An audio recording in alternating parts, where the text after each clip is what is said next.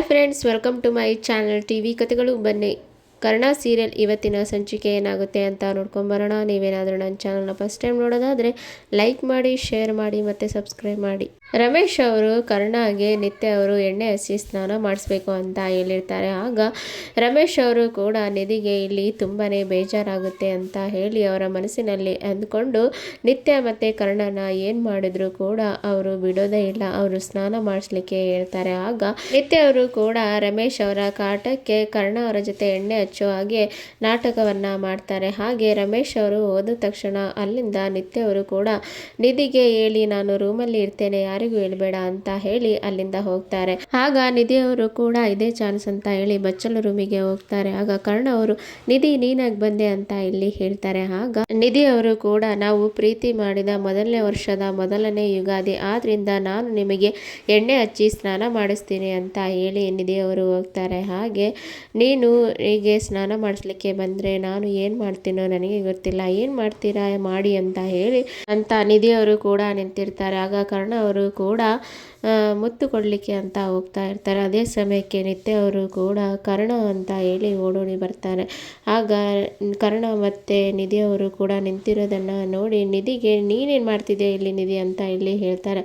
ಆಗ ನಿಧಿ ಅವರು, ಏನು ಇಲ್ಲಕ್ಕ, ಕರ್ಣ ಸರ್ ಅವರು ಸೋಪ್ ಕೊಡಲಿಕ್ಕೆ ಅಂತ ಹೇಳಿದರು, ಅದಕ್ಕೆ ನಾನು ಬಂದೆ ಅಂತ ಇಲ್ಲಿ ಹೇಳ್ತಾರೆ. ಆಗ ನಿತ್ಯ ಅವರು ಕೂಡ ಇಲ್ಲಿ ಹೇಳ್ತಾರೆ, ಆಯಿತು, ಟೈಮ್ ಆಯಿತು, ಅಂಕಲ್ ಬರ್ಬೋದು, ಕರ್ಣ ಅವರೇ ಬೇಗ ಸ್ನಾನ ಮಾಡಿ ಬನ್ನಿ ಅಂತ ಇಲ್ಲಿ ಹೇಳ್ತಾ ಇರ್ತಾರೆ. ಆಗ ಆಯಿತು ನಿತ್ಯ ಅವರೇ ಬರ್ತೇನೆ ಅಂತ ಹೇಳಿ ಅಲ್ಲಿಂದ ಕೂಡ ಅವರು ಬರ್ತಾರೆ. ಮತ್ತೆ ಶಾಂತಿಯು ಕೂಡ ನಿತ್ಯನನ್ನ ನೋಡಿ ನಿತ್ಯ ಕೊರಳನ್ನು ನೋಡ್ತಾರೆ. ನಿತ್ಯ ತಾಳಿಯಲ್ಲಿ ಅಂತ ಇಲ್ಲಿ ಕೇಳ್ತಾರೆ. ಆಗ ನಿತ್ಯ ಅವರು ಕೂಡ, ಶಾಂತಿ, ನಾನು ಸ್ನಾನ ಮಾಡ್ತಿದ್ದೆ ಅಲ್ಲ, ಅಲ್ಲೇ ಬಿಚ್ಚಿಟ್ಟಿದ್ದೆ ಅಂತ ಇಲ್ಲಿ ಹೇಳ್ತಾರೆ. ಆಗ ಶಾಂತಿ ಅವರು ಕೂಡ ಇಲ್ಲಿ ಹೇಳ್ತಾರೆ, ನಿತ್ಯ ತಾಳಿ ಎಲ್ಲ ಹಾಗೆಲ್ಲ ಎಲ್ಲೆಲ್ಲೋ ಬಿಚ್ಚಿಡಬಾರ್ದಮ್ಮ, ಅದು ಹೆಣ್ಣು ಮಕ್ಕಳಿಗೆ ಶೋಭೆ ಅಲ್ಲ. ತಾಳಿ ಯಾವಾಗಲೂ ಕೂಡ ನಮ್ಮ ಕುತ್ತಿಗೆಯಲ್ಲೇ ಇರಬೇಕು. ತಾಳಿ ನಮ್ಮ ಕುತ್ತಿಗೆಯಲ್ಲಿ ಇರುವಾಗ ನಮ್ಮ ಗಂಡನಿಗೆ ಯಾವುದೇ ರೀತಿಯಾಗಿ ತೊಂದರೆಗಳು ಆಗೋದಿಲ್ಲಮ್ಮ. ಆದ್ದರಿಂದ ನಾವು ತಾಳಿಯನ್ನು ಯಾವಾಗಲೂ ನಮ್ಮ ಕುತ್ತಿಗೆಯಲ್ಲಿ ಇರಿಸ್ಕೋಬೇಕು. ಯಾಕಂದರೆ ಎಲ್ಲ ಹಿರಿಯರ ಆಶೀರ್ವಾದ ಅದರ ಮೇಲೆ ಇರುತ್ತೆ. ನೀನು ತಾಳಿಯನ್ನು ಕುತ್ತಿಗೆಯಲ್ಲಿ ಹಾಕ್ಕೊಂಡು ಯಾವಾಗಲೂ ಪ್ರತಿದಿನ ಅದಕ್ಕೆ ಪೂಜೆಯನ್ನು ಮಾಡ್ತಾ ಇರಬೇಕು. ಹಾಗೆ ನಿನ್ನ ಗಂಡನಿಗೆ ಒಳ್ಳೆಯದು ಆಗೋದು ಅಂತ ಇಲ್ಲಿ ಹೇಳ್ತಾ ಇರ್ತಾರೆ. ಇಲ್ಲ ಅಂದರೆ ನಿನ್ನ ಗಂಡನಿಗೆ ಏನಾದರೂ ತೊಂದರೆ ಆಗ್ಬಾರ್ದು.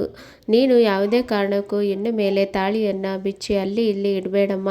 ಯಾವಾಗಲೂ ಕುತ್ತಿಗೆಯಲ್ಲಿ ಹಾಕೋ, ಹೋಗು, ಮೊದಲು ಹೋಗು, ನಿನ್ನ ತಾಳಿಯನ್ನು ತೆಗೆದುಕೊಂಡು ಹೋಗು, ಹಾಕೋ ಅಂತ ಇಲ್ಲಿ ಹೇಳ್ತಾ ಇರ್ತಾರೆ. ಆಗ ಶಾಂತಿ, ಇಷ್ಟೆಲ್ಲ ಇದೆಯಾ ಅಂತ ಹೇಳಿ ಅಂತ ಕೇಳ್ತಾರೆ. ಹೌದು ನಿತ್ಯ, ಹೋಗು, ನಿನ್ನ ತಾಳಿಯನ್ನು ಹಾಕೋ ಅಂತ ಹೇಳ್ತಾರೆ. ಆಗ ಆಯಿತು ಶಾಂತಿ, ನಾನು ಹಾಕ್ಕೊಳ್ತೇನೆ ಅಂತ ಹೇಳಿ ಅಲ್ಲಿಂದ ಹೋಗ್ತಾರೆ. ಆಗ ತಕ್ಷಣ ಕೂಡ ನಿತ್ಯ ಅವರು ಕೂಡ ನಿಧಿ ಹತ್ರ ಬರ್ತಾರೆ. ನಿಧಿ, ನಾನು ಅವತ್ತು ನಿನಗೆ ದೇವಸ್ಥಾನದಲ್ಲಿ ಒಂದು ತಾಳಿಯನ್ನು ಕೊಟ್ಟಿದ್ದೆ ಅಲ್ಲ, ಎಲ್ಲಿದೆ ಅಂತ ಇಲ್ಲಿ ಕೇಳ್ತಾರೆ.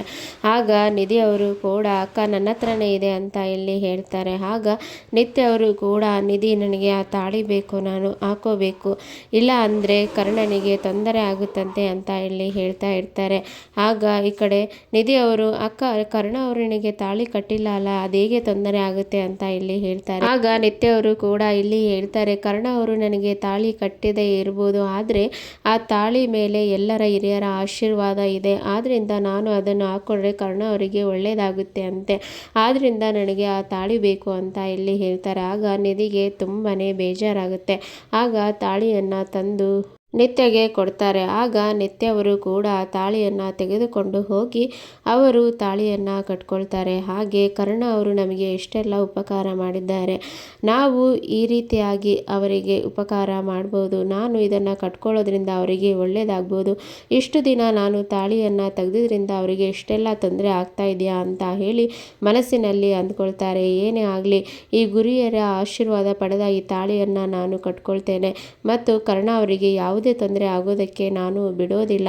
ಅವರು ನನಗೆ ತಾಳಿ ಕಟ್ಟದೇ ಇರ್ಬೋದು, ಆದರೆ ಅವರ ಆಶೀರ್ವಾದ ಮಾಡಿರುವ ಈ ತಾಳಿಯನ್ನು ನಾನು ಕಟ್ಕೊಳ್ಳೋದ್ರಿಂದ ಅವರಿಗೆ ತುಂಬಾ ಒಳ್ಳೆಯದಾಗುತ್ತೆ ಅಂತ ಹೇಳಿ ನಿತ್ಯ ಅವರು ಕೂಡ ಆ ತಾಳಿಯನ್ನು ಕಟ್ಕೊಳ್ತಾರೆ. ನಿಧಿ ಅವರಿಗೆ ಕೂಡ ಆ ತಾಳಿಯನ್ನು ಕಟ್ಕೊಳ್ತಾ ಇರೋದು ತುಂಬಾ ಬೇಜಾರಾಗ್ತಾ ಇರುತ್ತೆ. ಆದರೆ ನಿಧಿಯಲ್ಲಿ ಮನಸ್ಸಿನಲ್ಲೇ ನೊಂದ್ಕೊಳ್ತಾ ಇರ್ತಾರೆ. ಮತ್ತು ರಮೇಶ್ ಅವರು ಕೂಡ ಈ ಕಡೆ ನಿತ್ಯ ಮತ್ತು ಕರ್ಣ ಅವರನ್ನು ಎಣ್ಣೆ ಸ್ನಾನ ಮಾಡಿಸಿಕೊಂಡು ಬಂದಿದ್ದಾರೆ, ಕರೀರಿ ಅಂತ ಹೇಳಿ ಪೂಜೆಗೆ ಹೊತ್ತಾಗುತ್ತೆ, ಪೂಜೆಗೆ ಕೂರಿಸ್ಬೇಕು ಅಂತ ಹೇಳಿ ಅವರಿಬ್ಬರನ್ನ ಕೂರಿಸಿ ಪೂಜೆಯನ್ನು ಮಾಡಿಸ್ತಾರೆ. ಹಾಗೆ ನಿತ್ಯನ ಕೈಯಿಂದ ಕರ್ಣನ ಪಾದ ಪೂಜೆಯನ್ನು ಕೂಡ ಇಲ್ಲಿ ಮಾಡಿಸ್ತಾರೆ. ಮತ್ತು ಇದನ್ನು ನೋಡಿದ ನಿಧಿ ಅವರು ತುಂಬಾ ಬೇಜಾರಿನಲ್ಲಿ ಇರೋದನ್ನು ರಮೇಶು ಮತ್ತು ಸಂಜಯ್ ನಯನತಾರ ನೋಡಿ ಅವರು ತುಂಬಾ ಬೇಜಾರಿನಲ್ಲಿ ಇರ್ತಾರೆ ಅಂತಾನೆ ಹೇಳ್ಬೋದು. ಆದರೆ ರಮೇಶ್ ಅವರಿಗೂ ಕೂಡ ಕರ್ಣ ಮತ್ತು ನಿಧಿಯನ್ನು ದೂರ ದೂರ ಮಾಡ್ತಾ ಇದ್ದೇನೆ ಅಂತ ಹೇಳಿ ತುಂಬಾ ಖುಷಿಯಲ್ಲಿ ಇರ್ತಾರೆ. ಆದರೆ ಎಲ್ಲರೂ ಕೂಡ ಕುಟುಂಬದಲ್ಲಿ ತುಂಬಾ ಸಂತೋಷದಿಂದ ಸಂಭ್ರಮದಿಂದ ಯುಗಾದಿ ಹಬ್ಬವನ್ನು ಆಚರಣೆ ಮಾಡ್ತಾ ಇರ್ತಾರೆ. ಆದರೆ ಸಂಜಯ್ ಅವರು ಕೂಡ ಪ್ರಿಯಾನನ್ನು ಕಂಡು ತುಂಬಾ ಅವರು ಕೋಪದಲ್ಲಿ ಇರ್ತಾರೆ. ರಿಯಾ ಅವರು ಕೂಡ ಅವರ ಮೊಬೈಲನ್ನು ಕೊಡದೆ ಅವರನ್ನು ಸತಾಯಿಸ್ತಾ ಇರ್ತಾರೆ. ಹಾಗೆ ಅವರ ಫ್ರೆಂಡ್ಸ್ ಎಲ್ಲ ಏನೇನು ಮೆಸೇಜ್ ಮಾಡಿದರು ಅಂತ ಅವರಿಗೆ ಹೇಳುವಾಗ ಅವರಿಗೂ ಇನ್ನೂ ತುಂಬಾ ಕೋಪ ಬರುತ್ತಾ ಇರುತ್ತೆ. ಆದಷ್ಟು ಬೇಗ ಇವಳ ಮೊಬೈಲನ್ನು ನಾನು ಸರಿ ಮಾಡಿಕೊಂಡು ಬಂದು ಇವಳ ಹತ್ರ ಬಿಸಾಡಬೇಕು ಅಂತ ಹೇಳಿ ಸಂಜಯ್ ಅವರು ತುಂಬಾ ಕೋಪದಿಂದ ಇರ್ತಾರೆ ಅಂತಾನೆ ಹೇಳ್ಬೋದು. ಮತ್ತು ಇಲ್ಲಿ ರಮೇಶ್ ಅವರು ಕೂಡ ಕರ್ಣ ಮತ್ತು ನಿಧಿಯನ್ನು ಬೇರೆ ಮಾಡಲಿಕ್ಕೆ ಯೋಚನೆ ಮಾಡ್ತಾ ಇರ್ತಾರೆ. ಆದರೆ ನಿತ್ಯ ಅವರು ಕೂಡ ಕರ್ಣನ ಹತ್ತಿರ ಆಗಲಿಕ್ಕೆ ಅವರು ತುಂಬಾ ಆಸೆ ಪಡ್ತಾ ಇರ್ತಾರೆ. ಮತ್ತು ತಾಳಿಯ ಮಹತ್ವವನ್ನು ಕೂಡ ಅವರು ತಿಳ್ಕೊಂಡಿರ್ತಾರೆ ಅಂತಾನೆ ಹೇಳ್ಬೋದು. ಇಲ್ಲಿನವರೆಗೆ ಇವತ್ತಿನ ಸಂಚಿಕೆ. Thank you for watching.